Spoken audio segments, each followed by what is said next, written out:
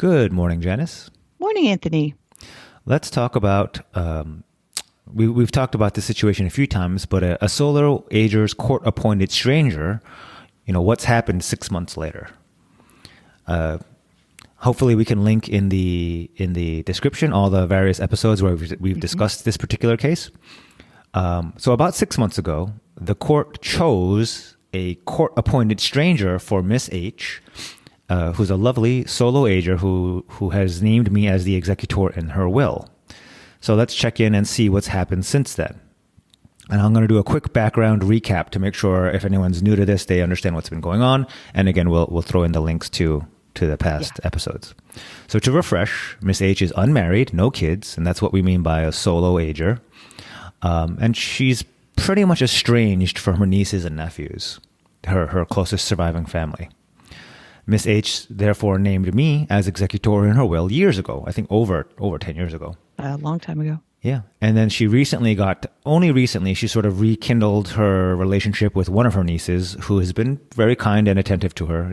It's nice to have family around towards the end. I hate to say it that way. Yeah. But now Miss H is in declining health.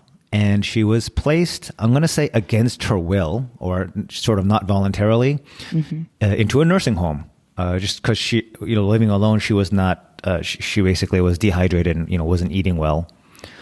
But now that she's recovered and she's ready, she believes she has, with the help of a home aide, she should be able to be okay. And, she'd rather be home. Who wouldn't? Yeah. Right.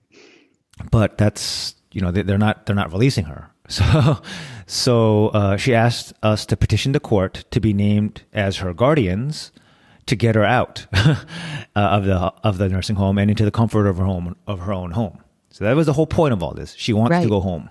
She wants to go home. Right.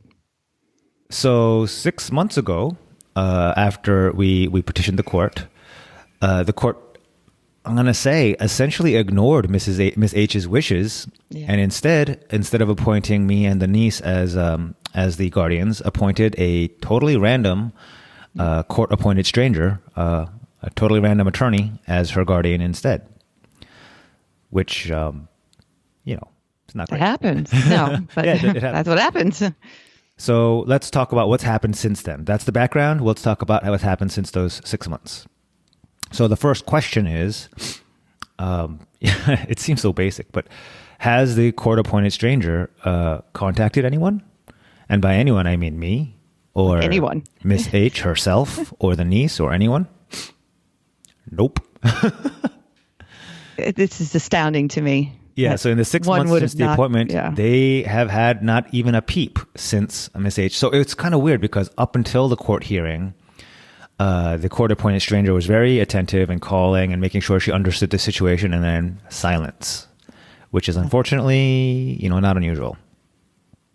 So in fact, Miss H and the niece didn't even know that the court-appointed stranger had been, that the court had rendered a decision, and they had no idea. They thought we were still waiting for the court. Right. And they were just being patient, like, okay, 6 months, but it's processing, and then that's really patient. Yeah, right. I mean, and then Anthony and the niece will be appointed, and then I can go home. That's what they were thinking. Right. So they had no idea that the court-appointed stranger has been her guardian for months. Yep. And the only reason they found out is because they called me to ask a sort of random, unrelated question regarding her estate planning, and I said, "So how's it going with the new guardian?" They said, "What new guardian?" So yeah, I was surprised when I heard that. Yeah. All right. So short answer is has the court-appointed guardian been in contact? Nope. Nothing. All right.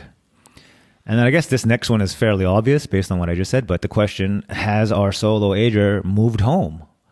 No. She hasn't even heard from her guardian, let alone, begun the process of exiting the nursing home. And that was her wishes too. That was the whole point. Yeah. She wants to go home. So there's no indication of any movement on this. We don't know anything. And kind of, this is a bit depressing, but, ever since the court hearing, Miss H has been very like, okay, cool, there's movement. I was interviewed by a judge. I testified. It should be any day now. So like every day she's been waiting to hear that, okay, I'm going home today. It's very, very frustrating, and it's very sad to see. Sad. Yeah. Yeah, so every day she's basically asking, is today the day? And only recently did her niece, who calls her daily, was she, did she have to break the bad news that not only are you not going home today, but neither Anthony nor I are your guardians. It turns out it was somebody else, and that person has been totally MIA for 6 months. So yeah, not great. Yeah. Yeah. So I'm sure, I don't want to leave it on this sort of downer. So the question is, what can our solo ager, what can Miss H do now? In her situation, sadly, not much. So at best, I would say in another 6 months, meaning a year once a year has passed since the guardian has been appointed, if there's still no movement or activity, at that point, it's probably egregious enough. Meaning it's probably pretty obvious at that point. Yeah, at that point we can go to a judge and say, hey, nothing has happened for literally a year. Swap us out. Or at least we can ask that. I don't know if the judge will, because it's still unclear why the judge ignored. Yeah. Say again? I said it gives a better leg to stand on, right? It's been a year, right? At 6 months, the judge might say, oh, she's still trying to figure out what's going on with the case and blah, But at a year, we can pretty much say, hey, come on, what's going on here? Yeah. But for now, Miss H is stuck with the court-appointed stranger who has done literally nothing, sadly. Nothing. And a year in this stage in life is a long, long time. And unfortunately, she just wants to go home, right? That's this is more of a a year now is probably is these are precious years, right? So right. And you don't. It's not a given, And she might just want to just go home, and yeah. I mean, it does seem very sad, but this is more like a cautionary tale, right, of what can occur if not set up properly. So, I mean, the one piece of advice I can give for others, not Miss H, is that how to avoid this. For most folks, I don't necessarily recommend a revocable trust. I think it's a little over recommended in general. But for solo agers, I do think a revocable trust makes a lot of sense.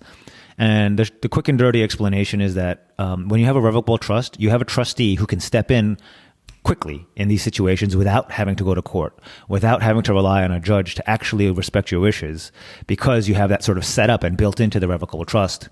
So, hopefully we can reference some other episodes where we talk about this in greater length. Probably not enough time today.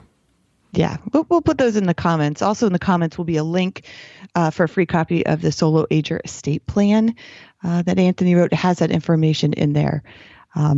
So what do you think, in general, if she had this set up, do you think that she'd be in this boat now or back home? No, yeah. We'd have the power and the authority to be executing her wishes right now if we had a trust set up instead of just naming me in her will. And in case anyone's wondering, well, that's your fault, Anthony. We recommended it and it just never got done, which happens. It does. It does. Yeah. So best of luck to Miss H. Hopefully that maybe we'll have a really good positive update on this. That would be nice. That would be amazing. Yes, I hope so. All right. Yeah. Well, in the meantime, thank you everyone for listening. Thank you, Janice, as always, and we will talk soon next time. Talk soon. Bye now.